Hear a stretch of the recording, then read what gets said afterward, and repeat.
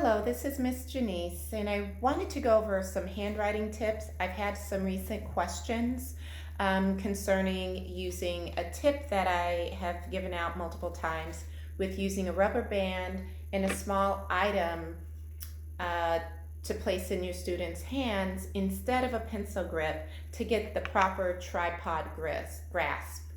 So I wanted to go over that, and I also wanted to go over some writing activities that would help your student become more proficient with writing, increase legibility, as well as increase their ability to form letters and write sentences.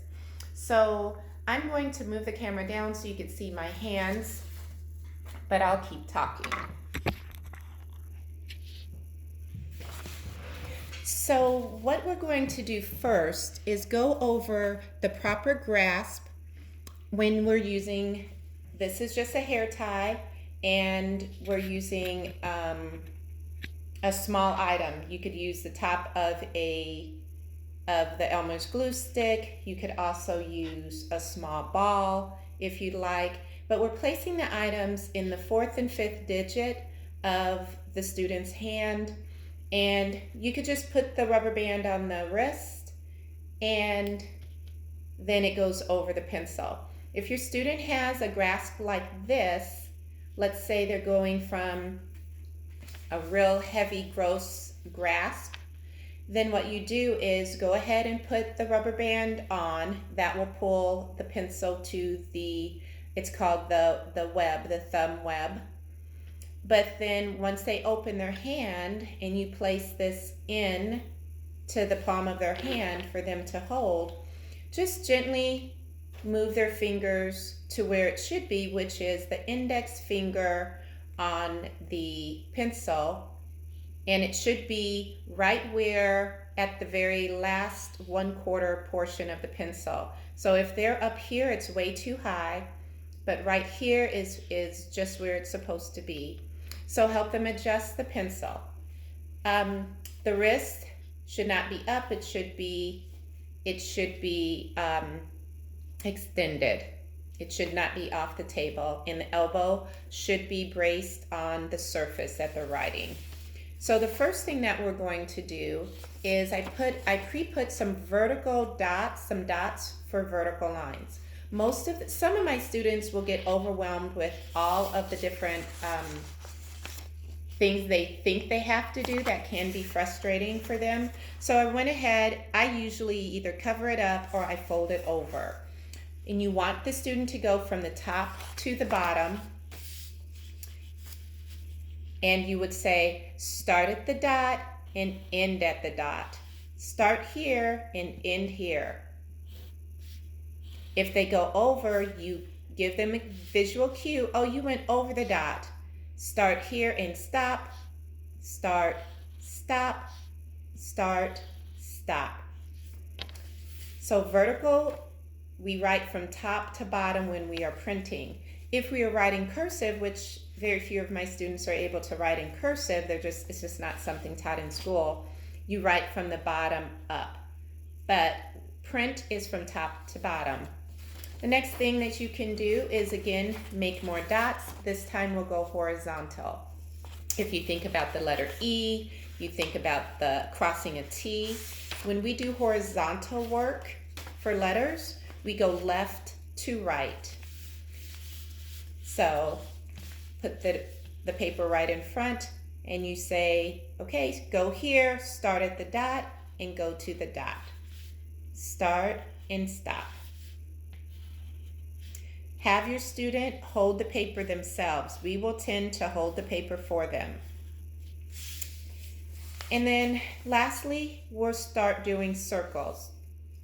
You can do diagonal lines as well, but I'm just showing you some of the basic shapes. All of these are what makes letters. Think of diagonal, it's the letter X and Y. So you could say start at the dot and make a circle. Stop. A lot of my students will continue, but you want them to start at a designated spot and stop. If they have difficulty understanding the circle, you could put extra dots. A lot of times my students will end up making a diamond, but as long as they're continually making a line without lifting the pencil from the paper, that is actually what we want. And the main goal is to get them to start and stop at a specific point. Next, we can move on to actually writing words. And if your student is already writing, that is super. But if there's some difficulty with legibility, these are different amounts of support for writing. This is a basic line that they're going to just copy. You can start them off with tracing, which is actually a lot of support. But if they can copy without with this visual guide. Next, they can copy with specific line breaks, so they don't have to worry about the spacing. It's completed for them. And then another level of support is our word boxes. So it controls the height as well as the width, and it gives them some a designated space, so they don't have to worry about all of the other things to think about. They could really focus on just copying this. So these are some of the handwriting supports that I'd like you to try. I'd like you to use, if your student isn't making dots or starting at a specific point and ending at a point, I'd like you to definitely practice on that.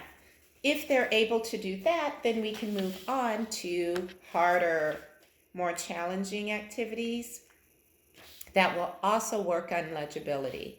Your student may already have the grasp, the proper grip, but you could work on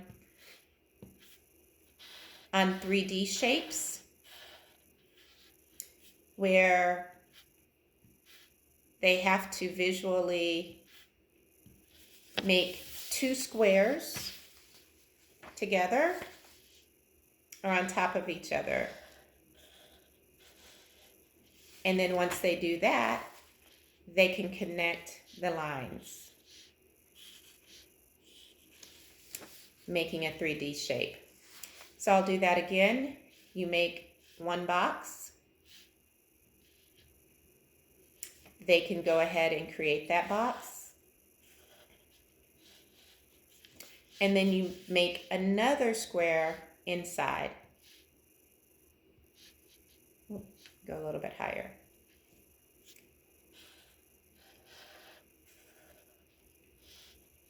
And then they connect the lines. You can do the same with a triangle, a hexagon. These are skills that you can use with students that are more advanced and you really want to work on their visual motor skills. All right, thank you so much. Take a picture of the end product and send it to me at JaniceJ.Haywood@guidinglighted.com. Have a great day.